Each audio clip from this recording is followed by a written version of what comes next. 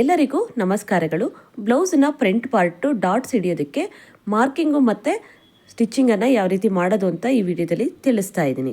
ಉಪ್ಪಟ್ಟಿ ಮತ್ತು ರಿಂಗ್ ಪಟ್ಟಿ ಮಾಡ್ತೀವಲ್ಲ, ಆ ಸೈಡಿಂದ ನೀವು 4.5 ಇಂಚಿಗೆ ಒಂದು ಮಾರ್ಕಿಂಗನ್ನು ಮಾಡ್ಕೊಳ್ಳಿ. ನಾನು ಇವಾಗ ತೋರಿಸ್ತಾ ಇದ್ದೀನಿ ನೋಡಿ. ಇಲ್ಲಿಂದ 4.5 ಇಂಚಿಗೆ ಒಂದು ಮಾರ್ಕಿಂಗನ್ನು ಮಾಡ್ಕೊಳ್ಳಿ. ಈ ಡಾಟ್ಸೇ ಮೇಯ್ನು. ಈ ಡಾಟ್ಸು ಚೆನ್ನಾಗಿ ಕರೆಕ್ಟಾಗಿ ಬಂತು ಅಂದರೆ ನಿಮಗೆ ಫುಲ್ಲು ಡಾಟ್ಸು ಚೆನ್ನಾಗಿ ಬರುತ್ತೆ, ಕಪ್ಸು ಕೂಡ ಕರೆಕ್ಟಾಗಿ ಬರುತ್ತೆ. ಕೆಳಗಡೆ 4.5 ಇಂಚು ತೊಗೊಂಡ್ಮೇಲೆ ಮೇಲೆ 2.25 ಇಂಚಿಗೆ ತೊಗೊಳ್ಳಿ. 2.5ಇಂದ 2.25 ಇಂಚು ಸಾಕಾಗುತ್ತೆ. ಇದು 34 ಸೈಜು ಬ್ಲೌಸ್ನ ಅಳತೆ. ಈ ಅಳತೆಗೆ ಇಷ್ಟು ಮೆಜರ್ಮೆಂಟು ಸಾಕಾಗುತ್ತೆ. ಕೆಳಗಡೆ 4.5 ತೊಗೊಳ್ಳಿ, ಮೇಲೆ 2.25 ಇಂಚನ್ನ ತೊಗೊಳ್ಳಿ. ಆ ನಂತರ ಇಲ್ಲಿಂದ 1 ಇಂಚಿಗೆ, ಈಗ 4.5 ಇಂಚಿಗೆ ಹಾಕ್ಕೊಂಡಿರ್ತೀರಲ್ಲ, ಅಲ್ಲಿಗೆ ಒಂದು ಲೈನನ್ನು ಫಸ್ಟು ಹಾಕ್ಕೊಂಡ್ಬಿಡಿ. ಕರೆಕ್ಟಾಗಿ ಒಂದು ಲೈನ್ ಹಾಕ್ಕೊಳ್ಳಿ. ಆ ನಂತರ ಪಕ್ಕಕ್ಕೆ 1 ಇಂಚಿಗೆ, ಈ ಕಡೆಗೆ 1 ಇಂಚು ಮತ್ತು ಆ ಕಡೆಗೆ 1 ಇಂಚಿಗೆ ಮಾರ್ಕಿಂಗನ್ನು ಮಾಡ್ಕೊಳ್ಳಿ. ನಾನಿಲ್ಲಿ ತೋರಿಸ್ತಾ ಇದ್ದೀನಿ ನೋಡಿ, ನಿಧಾನವಾಗಿ ನಿಮಗೆ ಕಾಣಿಸ್ತಾ ಇದೆ. ಇಲ್ಲಿ 1 ಇಂಚಿಗೆ ಮಾರ್ಕಿಂಗನ್ನು ಮಾಡ್ಕೊಳ್ಳಿ ಈ ಥರ. ಮತ್ತು ಈ ಕಡೆಗೂ ಅಷ್ಟೇ, ಇಲ್ಲಿ 1 ಇಂಚಿಗೆ. ಇದು 2 ಇಂಚು ಡಾಟ್ಸು ಸಾಕಾಗುತ್ತೆ. ಇದು 34 ಸೈಜ್ ಆಗಿರೋದ್ರಿಂದ.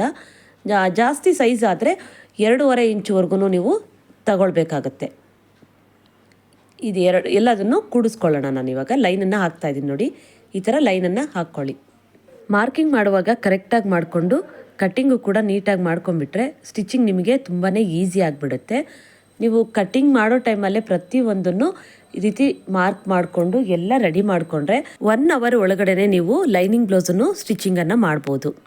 ಈ ಡಾಟ್ಸು ಒಂದನ್ನು ನೀವು ಕರೆಕ್ಟಾಗಿ ತೊಗೊಂಡ್ಬಿಟ್ರೆ ಬ್ಲೌಸ್ನ ಫ್ರಂಟ್ ಪಾರ್ಟು ಕರೆಕ್ಟಾಗಿ ಬರುತ್ತೆ ನಿಮಗೆ. ಇದು ಅಳತೆ ಕರೆಕ್ಟಾಗಿ ನೀವು ತೊಗೊಳ್ಬೇಕಾಗತ್ತೆ.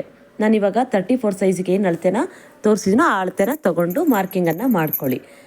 ಆ ನಂತರ ನೀವು ಬೇರೆ ಡಾಟ್ಸನ್ನು ತೊಗೊಳೋದಕ್ಕೆ ನೀವು ಇಲ್ಲಿಂದ ಮಧ್ಯದಲ್ಲಿ ಮಾರ್ಕನ್ನು ಮಾಡ್ಕೊಳ್ಳಿ. ಈ ಥರ ಈ ರೀತಿ ಕರೆಕ್ಟಾಗಿ ಮಧ್ಯಕ್ಕೆ ಇಟ್ಕೊಂಡು ಇಲ್ಲೊಂದು ನಾಚನ್ನ ಹಾಕ್ಕೊಳ್ಳಿ. ಇವಾಗ ನಾನು ಮಾರ್ಕಿಂಗ್ ತೋರಿಸೋ ರೀತಿಯಲ್ಲಿ ನೀವು ಮಾರ್ಕನ್ನು ಮಾಡ್ಕೊಳ್ಳಿ. ಯಾವಾಗಲೂ ಇಲ್ಲಿಂದ ಮಾರ್ಕನ್ನು ಮಾಡ್ಕೊಳ್ಬೇಡಿ. ನೋಡಿ, ನಾನು ಈ ಥರ ತೋರಿಸ್ತಾ ಇದ್ದೀನಿ ನೋಡಿ, ಈ ಥರ ಮಾರ್ಕನ್ನು ಮಾಡ್ಕೊಳ್ಬೇಡಿ. ಇಲ್ಲಿ ನೀವು 2.25 ಇಂಚು ಕೆಳಗಡೆಯಿಂದ ತೊಗೊಂಡಿರ್ತೀರಲ್ಲ, ಅಲ್ಲಿಂದ ತೊಗೊಳ್ಳಿ. ಇದು 34 ಸೈಜಿಗೆ ನಾನು ತೋರಿಸ್ತಾ ಇರೋದು.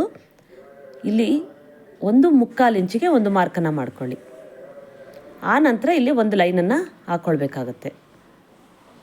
ಈ ರೀತಿ ನೀವು ಮಾಡಿಕೊಂಡ್ರೆ ಕರೆಕ್ಟಾಗಿ ನಿಮಗೆ ಬರುತ್ತೆ. ಇದು 34 ಸೈಜಿಗೆ 1.25 ತಿಳಿಸ್ತಾ ಇದ್ದೀನಿ. ಬೇರೆ ಬೇರೆ ಬ್ಲೌಸ್ಗಳಿಗೆ ಅಳತೆ ಬೇರೆ ಬೇರೆ ಇರುತ್ತೆ. ಈ ಥರ ನಾಚು ಹಾಕಿರ್ತೀವಲ್ಲ, ಅಲ್ಲಿಂದ 1/4 ಇಂಚಿಗೆ ತಗೊಂಡು ಮತ್ತೆ ಕ್ರಾಸಾಗಿ ಡಾಟ್ಸನ್ನು ಹಿಡಿಬೇಕಾಗತ್ತೆ ನೀವು. ಇವಾಗ ಇಲ್ಲಿಂದ ಮತ್ತೆ ಈ ಲೈನ್ ಇದೆ ನೋಡಿ, ಈ ಲೈನ್ ನೇರಕ್ಕೆ ನಿಮಗೆ ಮೇಲೆ ಕಂಕಳ ಸೈಡು ಡಾಟ್ಸ್ ಕೂಡ ಬರೋದು ತೋರಿಸ್ತೀನಿ ನೋಡಿ. ಇವಾಗ ಒಂದು ಲೈನನ್ನು ಈ ರೀತಿ ಹಾಕ್ಕೊಂಬಿಡಿ. ಕೆಳಗಡೆ ನಾವು ಈ ಲೈನ್ ಹಾಕ್ಕೊಂಡಿದ್ದೀವಲ್ಲ, ಈ ಲೈನ್ ಕರೆಕ್ಟಾಗಿ ಸ್ಟ್ರೈಟ್ ಬರಬೇಕು. ಈ ರೀತಿಯಾಗಿ ನೀವು ಮಾರ್ಕನ್ನು ಮಾಡಿಕೊಂಡ್ರೆ ಕರೆಕ್ಟಾಗಿ ನಿಮಗೆ ಡಾಟ್ಸು ಬರುತ್ತೆ, ಕಪ್ಸು ಕರೆಕ್ಟಾಗಿ ಬರುತ್ತೆ. ಅವ್ರಿಗೆ ಟೈಟ್ ಆಗಲಿ ಲೂಸ್ ಆಗಲಿ ಆ ಥರ ಆಗೋದಿಲ್ಲ. ಇಲ್ಲಿಂದ 1.25 ಇಂಚಿಗೆ ಮತ್ತೆ ಮಾರ್ಕನ್ನು ಮಾಡ್ಕೊಳ್ಬೇಕಾಗುತ್ತೆ ನೀವು. ಮೇಲಿಂದ ನೀವು ತೊಗೊಳ್ಳೋದಲ್ಲ, ಇಲ್ಲಿ ನೀವು ಕೆಳಗಡೆಯಿಂದ 2.25ಗೆ ಒಂದು ಮಾರ್ಕನ್ನು ಹೇಳಿದ್ದೀನಿ ಅಲ್ವಾ, ಅಲ್ಲಿಂದನೇ ನೀವು ತೊಗೊಳ್ಬೇಕು. ಅಲ್ಲಿಂದ 1.25 ಇಂಚಿಗೆ ಈ ಥರ ಮಾರ್ಕನ್ನು ಮಾಡ್ಕೊಳ್ಳಿ. ಇಲ್ಲೂ ಅಷ್ಟೇ, ಇದು 1.25 ಇಂಚು. ಈ ರೌಂಡ್ ಫುಲ್ಲು 1.25 ಇಂಚು, ಎಲ್ಲದಕ್ಕೂ 1.25 ಇಂಚೇ ಗ್ಯಾಪ್ ಇರಬೇಕು. ಆ ಥರ ನೀವು ಆ ಸರ್ಕಲ್ನ ಮಾಡಿಕೊಂಡ್ರೆ ನಿಮಗೆ ಬ್ಲೌಸು ಕರೆಕ್ಟಾಗಿ ಬರುತ್ತೆ. ನಾನು 4th ಡಾಟ್ಸನ್ನು ಹಿಡಿಯಲ್ಲ, ನಾನು ಯಾವಾಗಲೂ 3 ಡಾಟನ್ನೇ ಹಿಡಿಯೋದು. ಅದೇ ಅವ್ರಿಗೆ ಕರೆಕ್ಟಾಗಿ ಬ್ಲೌಸು ಕರೆಕ್ಟಾಗಿ ಬರುತ್ತೆ. ಇಲ್ಲಿ ಪ್ರತಿಯೊಂದು ಕಡೆಗೂ ಒಂದೊಂದು ನಾಚನ್ನು ಹಾಕ್ಕೊಂಡ್ಬಿಡಿ. ನಿಮಗೆ ಸ್ಟಿಚಿಂಗ್ ಮಾಡೋದಕ್ಕೆ ಈಸಿ ಆಗುತ್ತೆ, ಅದಕ್ಕೋಸ್ಕರ ನಾನು ತಿಳಿಸ್ತಾ ಇರೋದು. ಮಾರ್ಕಿಂಗ್ ಕರೆಕ್ಟಾಗಿ ಬಂತು ಅಂದರೆ ಸ್ಟಿಚಿಂಗು ಕರೆಕ್ಟಾಗಿ ಬಂತು ಅಂತಾನೆ. ಇವಾಗ ನಾನು ಮಾರ್ಕಿಂಗ್ ಮಾಡೋದನ್ನು ತೋರಿಸ್ತೀನಿ. ನೀವೆರಡು ಸೈಡು ಈ ರೀತಿ ಕರೆಕ್ಟಾಗಿ ಮಾರ್ಕನ್ನು ಮಾಡ್ಕೊಳ್ಳಿ. ಹೊಸದಾಗಿ ಕಲಿಯೋರಿಗೆ ಇದನ್ನೆಲ್ಲ ನಾನು ತಿಳಿಸ್ತಾ ಇರ್ತೀನಿ.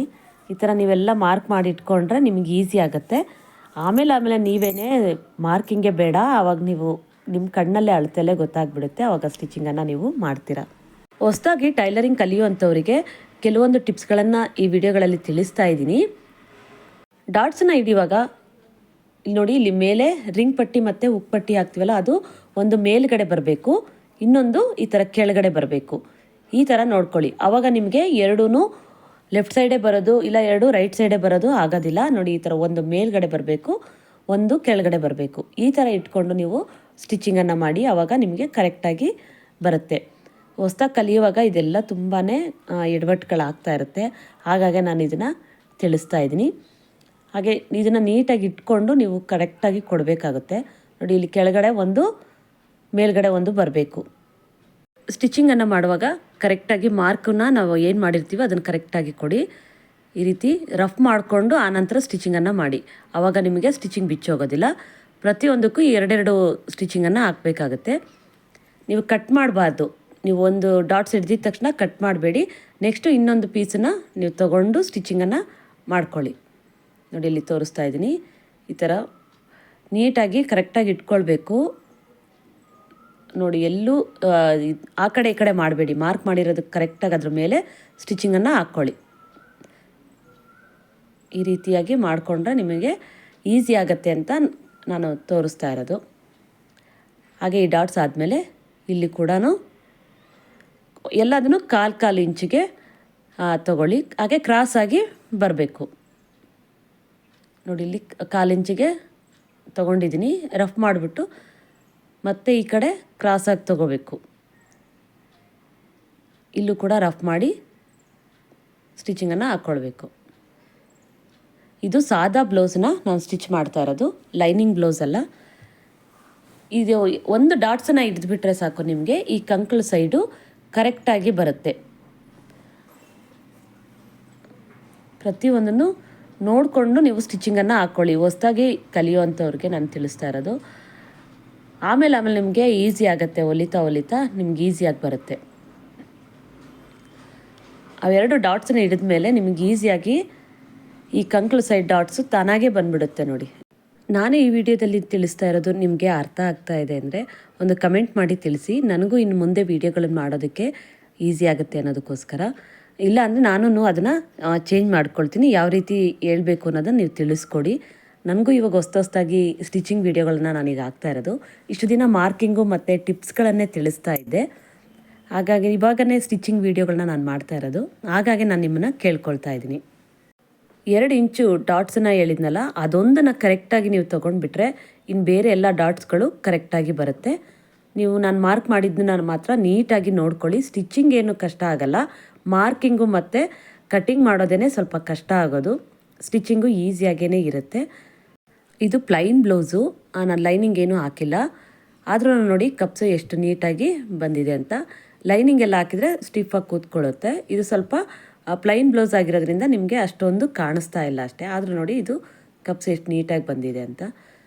ಈ ರೀತಿ ನೀವು 1/4 ಇಂಚಿಗೆ ಮಾರ್ಕನ್ನು ಮಾಡಿಕೊಂಡ್ರೆ ಇದು ಕರೆಕ್ಟಾಗಿ ಬರುತ್ತೆ. ಈ ರೀತಿಯಾಗಿ ನಾನು ತೋರಿಸಿದ್ದೀನಲ್ವ, 1/4 ಇಂಚಿಗೆ ಡಾಟ್ಸನ್ನು ಹಿಡಿಬೇಕು ಅನ್ನೋದನ್ನು ಈ ರೀತಿಯಾಗಿ ಹಿಡೀರಿ.